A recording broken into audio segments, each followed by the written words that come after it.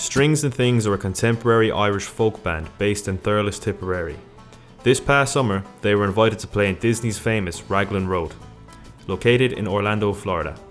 We caught up with bassist Owen Salmon and vocalist James O'Mara Ryan.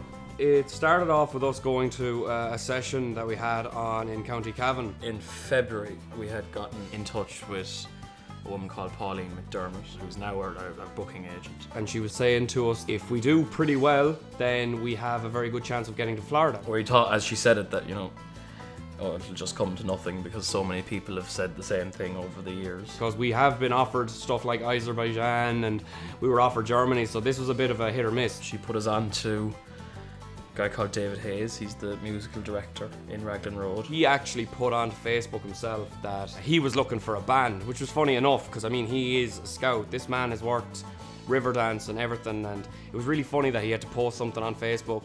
Someone tagged Pauline in it and Pauline jumped on it straight away saying, I've got this band. We met him in Thurles, set up some of our gear. He ended up recording us and he thought we were very good. He went through how it works and how many nights we'd be playing, and we realised then it was real. So David said he'd come and see us in Thurles next time we had a gig in Bowes. I was like, okay, well, if he enjoys us enough, hopefully we get this Florida gig. We were told at first that he was coming, but then we were told that he wasn't going to be there. At the end of the gig, Pauline got up on stage. She announced to everyone that we actually got the gig. We were like, David wasn't even there, was he? Turns out he was there. He just didn't let us know. To relieve, I suppose, some of the nerves.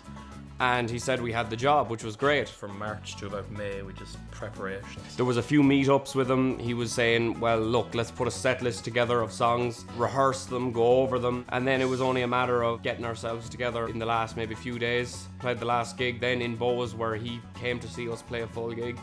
And the next morning we were off to Florida.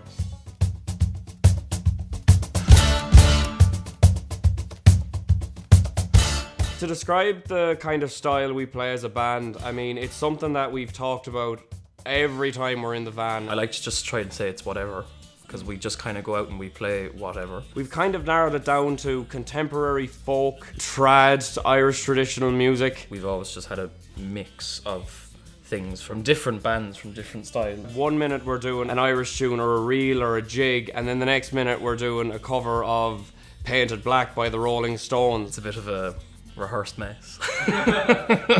But it works. We didn't all stem from traditional Irish music. And you've got Sean, he's our banjo player. He has done a lot of that. He's been playing it for years and years. You look at Owen, he's on the cajon. The first time he played trad was when he came into this band. So he would have played a lot of indie or pop, and he kind of branched from that, and then he went into this band. James, on the other hand, he played a lot of rock and he played a lot of metal, but at the same time he was always playing at trad sessions. A lot of influences I have come from the likes of funk, some hard rock, and even elements of punk as well. I've noticed that when we were over there, they were probably expecting just flat out Irish tunes. Yeah, I thought that we'd have to really turn it inside out and adapt to something different. They want to be in an Irish pub. They want to listen to Irish music from Irish people, drinking and eating Irish food and beverage. Like a much more Irish type style of what is really there and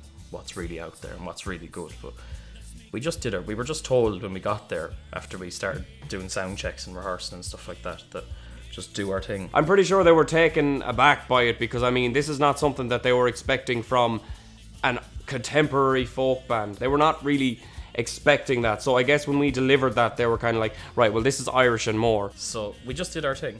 We were let loose. And over the last 4 months of us playing there, we have gotten a great reception and great recommendations and feedback from a lot of the American people that have come. If you give them more to chew on, they're just going to really just spit it back, I suppose. Especially because a lot of the American people that actually go there, they have a lot of Irish relatives, and they've come up to us and they said that they're part Irish, their grandparents were Irish, or they've never been there but would like to. Playing in Raglan Road is essentially for them like being in Ireland when they could only be about 20 minutes away from home. Playing in Raglan Road, we've noticed that we've gotten better as a band, not just as singularly as musicians, collectively as a band. We gel so much better together. We're a lot more fluid. Raglan really has shaped us as a band, and we are very grateful that we went there.